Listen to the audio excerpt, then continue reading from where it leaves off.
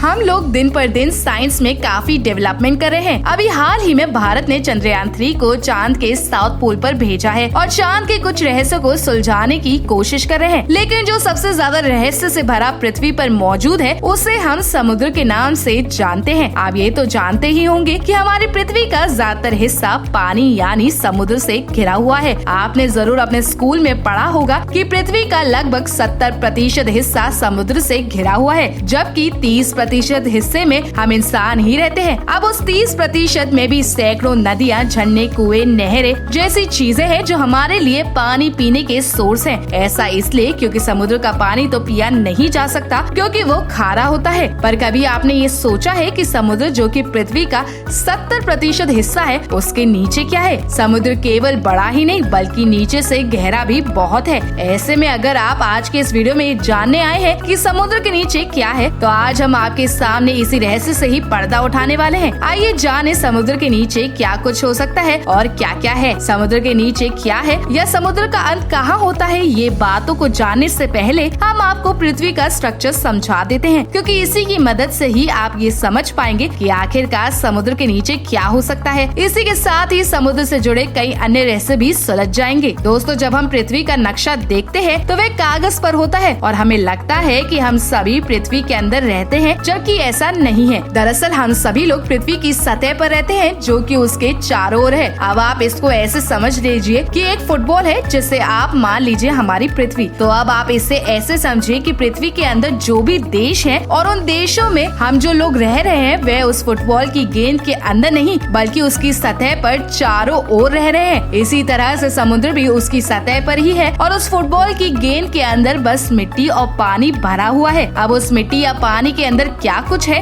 यही तो रहस्य है। तो इस तरह से आप ये तो समझ ही गए होंगे कि हम पृथ्वी के अंदर नहीं बल्कि उसकी सतह पर रहते हैं और हमारे नीचे से ही पृथ्वी के अंदर का कवरिंग शुरू होता है। यहाँ हमने आपको पृथ्वी का स्ट्रक्चर समझा दिया है और इसे जानकर आपके मन में बहुत सारे सवालों का समाधान हो गया होगा और आपको पृथ्वी की ज्योग्राफिकल लोकेशन के बारे में थोड़ा बहुत समझ आ गया होगा। हालांकि आपके इस सवाल का जवाब दिया जाना अभी बाकी है कि समुद्र के नीचे क्या कुछ हो सकता है या फिर समुद्र के नीचे का क्या रहस्य है। तो अब जो हम बात आपको बताने जा रहे हैं वो आपको काफी शॉक कर देने वाली है। अब आप यह तो जानते ही हैं कि मानव सभ्यता यानी ह्यूमन सिविलाइजेशन ने इतनी ज्यादा उन्नति कर ली है कि हम अपने रॉकेट्स को पृथ्वी की ऑर्बिट से बाहर चंद्रमा, मंगल ग्रह इत्यादि की ऑर्बिट में भेज रहे हैं। और इतना ही नहीं, वहाँ पर कई इंसान भी गए हैं। जल्द ही इसमें और भी ज्यादा उन्नति होने वाली है जो हमारे लिए कई अनसुलझे रहस्यों से पर्दा उठाने वाली है। हालांकि वैसे ही उन्नति हम समुद्र के मामले में नहीं कर पाए हैं। कहने का मतलब ये हुआ कि हम समुद्र को इतना जान ही नहीं पाए हैं और न ही उसमें इतनी ज्यादा खोज कर पाए हैं। असल में जितना बड़ा समुद्र है हम उसके केवल 5% भाग तक ही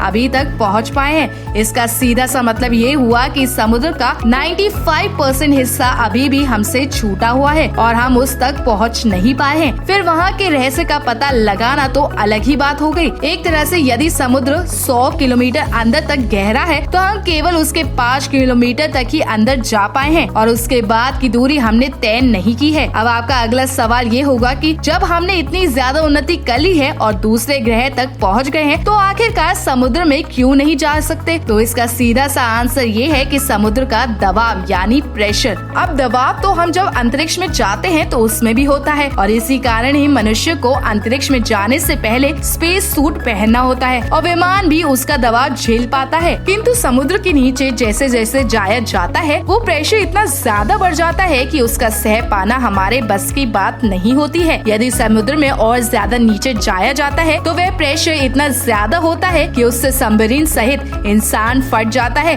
और उसके चिथड़े हो जाते हैं। जितना ज्यादा समुद्र की गहराई में जाया जाता है वह दबाव उतना ही अधिक बढ़ जाता है। दूसरा कारण ये है कि पानी के अंदर सिग्नल या तरंगों को ज्यादा दूरी तक भेजना और वापस पाना मुश्किल होता है। अब अंतरिक्ष में तो खाली स्पेस होता है और उसमें तो सिग्नल बहुत ही तेजी के साथ यात्रा करता है, जबकि पानी में ये गति बहुत ही धीमे हो जाती है और एक समय के बाद खो ही जाती है। हालांकि इस दिशा में भी तेजी के साथ काम चल रहा है लेकिन उसमें अभी उतनी सफलता नहीं प्राप्त हुई है। इसी कारण हमारी पहुंच अभी तक समुद्र के केवल छोटे से हिस्से जो कि 5% तक का है वहीं तक हो पाई है। अब आपके सबसे इम्पोर्टेंट सवाल का जवाब देते हैं जो है समुद्र के नीचे क्या है। कहने का अर्थ ये हुआ कि हमारे जिस 5% तक भी पहुँच है तो समुद्र के उस हिस्से तक क्या होता है? तो इसका पहले तो उत्तर है कि खारा पानी जो समुद्र का हिस्सा होता है। इसी के साथ ही उस हिस्से में आपको अनगिनत समुद्री जीव जंतु व पेड़ पौधे दिखाई देंगे जो वहाँ रहते हैं। अब इनकी कोई काउंटिंग नहीं की जा सकती है क्योंकि इनकी प्रजातियों की संख्या करोड़ों में है। अब पृथ्वी की 30% वाली जमीन में ही करोड़ों तरह की प्रजातियां हैं, तो समुद्र तो फिर भी 70% हिस्सा है। ऐसे में उसमें बहुत सारी प्रजातियों के अनगिनत जीव जंतुओं का होना साधारण बात है। ऐसे में आप ये मत समझिए कि वहाँ केवल मछलियों की ही प्रजातियां पाई जाती हैं, बल्कि वहाँ पर कई अन्य जीव जंतु जैसे कि व्हेल, कछुए, केकड़े, मेंढक इनकी भी बहुत हैं। इसी के साथ समुद्र के अंदर अनगिनत पेड़ पौधे हैं। इसके बारे में भी अनुमान लगाया जाना मुश्किल है कि वे कितने हैं या उनकी कितनी तरह की प्रजातियां होंगी। इन सभी के अलावा समुद्र में आपको बर्फ के बड़े बड़े पहाड़, ऊर्जा तथा अन्य चीजें भी दिखाई दे जाएंगी। एक तरह से समुद्र में कुछ भी हो सकता है और इसके बारे में मनुष्य कभी भी सटीक आंकलन नहीं लगा पाएगा। दोस्तों, आप क्या सोचते हैं समुद्र की गहराई में और क्या हो सकता है? हमें अपनी राय कमेंट सेक्शन पर जरूर बताएं। अगर आपको आज की हमारी जानकारी अच्छी लगी हो तो इसे लाइक और शेयर करना ना भूलें।